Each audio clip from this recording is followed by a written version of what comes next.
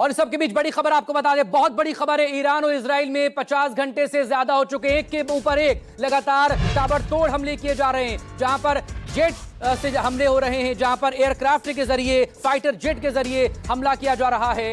Israel की तरफ से तेहरान से लेकर बुशहर और ऑयल रिफाइनरी को हमला किया जा रहा है। इजरायली बमबारी में सहारन की जो ऑयल रिफाइनरी है वो पूरी तरह से तबाह हो गई। ये तस्वीरें बताने को काफी हैं कि किस तरह से हमला यहां पर इजराइल की तरफ से किया जा रहा है।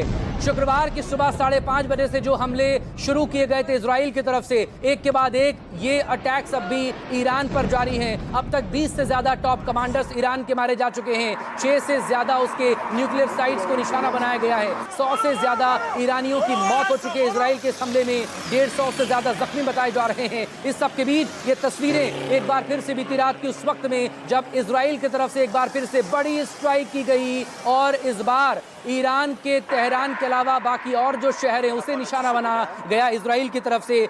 इजरायली फाइटर जेट गर्जना के साथ ईरान में दाखिल हुए और मिसाइल्स अटैक किए गए हैं। फाइटर जेट के जरिए मिसाइल दागी गई है।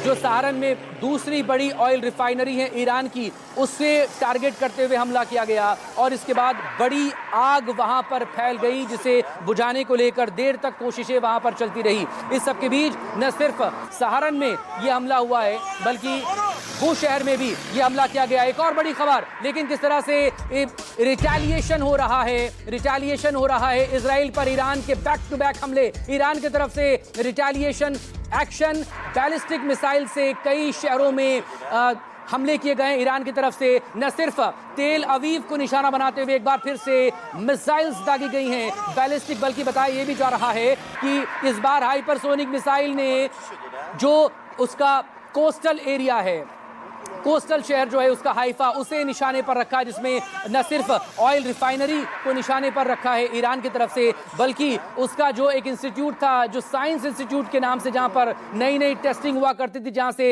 वेपन्स बनाए जा रहे थे एडवांस, उसको भी निशाना बनाने की यहां पर कोशिश हुई। और हमले के बाद की तस्वीरें इस वक्त आपके सामने न्यूज़ 24 पर। ये तस्वीरें कैसे बड़ा सा धमाका हुआ और उसके बाद अफरा तफरी वहां पर किसी शख्स ने जो कि वहीं पर इस वक्त मौजूद था, उसने इस मिसाइल अटैक को अपने मोबाइल कैमरे में कैद करने की कोशिश की। हर तरफ अफरा तफरी, महायुद्ध का एक एक अपडेट सिर्फ और सिर्फ न्यूज़ 24 पर इस वक्त आपके सामने।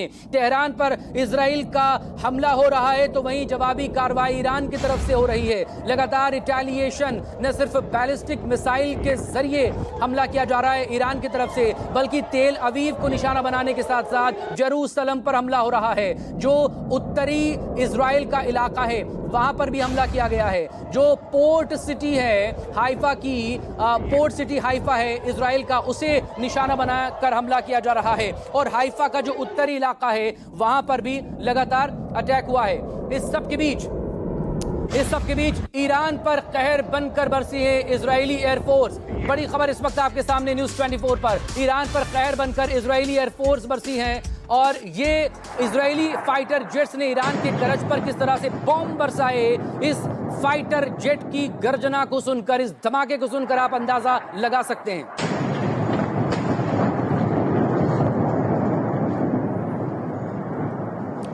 एक बड़ा धमाका और उसके बाद कुछ देर की खामोशी, लेकिन उसके बाद बजी चीख पुकार। तस्वीरें आपके सामने न्यूज़ 24 पर। ये फाइटर जेट से हमला इजराइल की तरफ से किया गया है और निशाने पर इसके करज शहर रहा। ईरान और इजराइल के बीच 54 घंटे से ज्यादा हो चुके हैं। बैक टू बैक हमले दोनों की तरफ से यहां पर जारी हैं। फ्रेश अटैक्स भी यहां पर हो रहे हैं और इस सब के बीच ये जो तस्वीर आपके सामने वो करज शहर की है। ईरान का ये एक ऐसा शहर जहां पर स्ट्रैटेजिक लिहाज से ये बेहद अहमियत रखता है, क्योंकि इस बार इजराइल की तरफ से साफ कर दिया गया था कि वो तेहरान को जला देगा। एक और बड़ी खबर आपके सामने, एक और बड़ी खबर इस वक्त आपके सामने, एक और बड़ी खबर न्यूज़ 24 पर। इजराइल पर ईरान सेना का बड़ा पलटवार। बड़ी खबर, बैलिस्टिक मिसाइल से हमला किया गया और ये देखें, बैलिस्टिक मिसाइल से हमला होने के बाद हर तरफ अफरा तफरी, हर तरफ डर का माहौल। ईरानी हमलों में 4 इजरायली नागरिकों की मौत की खबर है। 35 से ज्यादा लापता बताए जा रहे हैं, क्योंकि जिस इमारत को टारगेट करते हुए हमला किया गया था वहां पर बड़ी तादाद में लोग इस वक्त मौजूद थे। खुद जो इजरायली मीडिया है, एजेंसी, उसकी तरफ से कहा गया 35% मिसिंग। और ये दो तस्वीरें आपके सामने। पहली तस्वीर में हमले के बाद जमींदोज हो चुकी इमारत, अफरा तफरी का माहौल, और दूसरी तस्वीरों में इजरायली नागरिक खुद को बचाता हुआ इस हमले के बाद, खुद को बैलिस्टिक मिसाइल से हमले के बाद खुद को बचाने की कोशिश में जो टनल्स वहां पर बनाई गई हैं, जो बंकर्स वहां पर बनाए गए इमारतों के नीचे, उसकी तरफ भागते हुए तमाम इजरायली नागरिकों को आप देख सकते हैं। इमारत में जो टनल्स हैं, जो सुरक्षा सुरंगें वहां पर बनाए गए, जो बंकर्स बनाए गए वहां पर, उसमें पनाह लेने की कोशिश यहां पर करते हुए। तो तेल अवीव की तस्वीरें आपके सामने हैं। तेल अवीव के साथ साथ हाइफा में जो अटैक्स हुए हैं वो भी लगातार तस्वीरों के जरिए इस वक्त आपके सामने न्यूज़ 24 पर कैसी अफरा तफरी का माहौल वहां पर है। हाइफा में ईरानी बमबारी से लोग सहमे नजर आ रहे हैं। और ये देखें, दो तस्वीरें इस वक्त आपके सामने। दूर से आप देखेंगे तो नजर आ जाएगा, दूर से आप देखेंगे तो समझ में आ जाएगा आपको कि इस बार एक बार फिर से बैलिस्टिक मिसाइल्स दागी गई। और एक और बड़ी खबर, हाइफा से बड़ी खबर है जिसका जिक्र मैं लगातार कर रहा हूं। इस बार निशाने पर हाइफा रहा, पोर्ट सिटी हाइफा। मेरे वरिष्ठ सहयोगी संजीव त्रिवेदी, डेप्यूटी एडिटर, वो हमारे साथ हैं, इंटरनेशनल मामलों की जानकार भी। तो शुरुआत संजीव आप ही से, लगातार जो हमलों की तस्वीरें हम देख रहे हैं, दोनों तरफ से हमला हो रहा है, कैसे इजराइल ने एक बार फिर से फाइटर जेट से निशाना बनाया है, न सिर्फ दूसरी बड़ी ऑयल रिफाइनरी को ईरान की, बल्कि ईरान के दूसरे शहरों को भी निशाना बनाने की तस्वीरें आई। रिटेलिएशन जब किया गया ईरान की तरफ से, न सिर्फ बैलिस्टिक मिसाइल के जरिए 40 से ज्यादा बैलिस्टिक मिसाइल उसने दागी है, बल्कि खबर यह भी है कि हाइफा पर जो उसने टारगेट किया है, पोर्ट सिटी, इजराइल के लिए बेहद इंपॉर्टेंट हाइपरसोनिक मिसाइल का उसने इस्तेमाल किया है। किस तरह की अपडेट्स? 35 लोग लापता बताए जा रहे हैं हाइफा में। Please update Sanjeev Trivedi.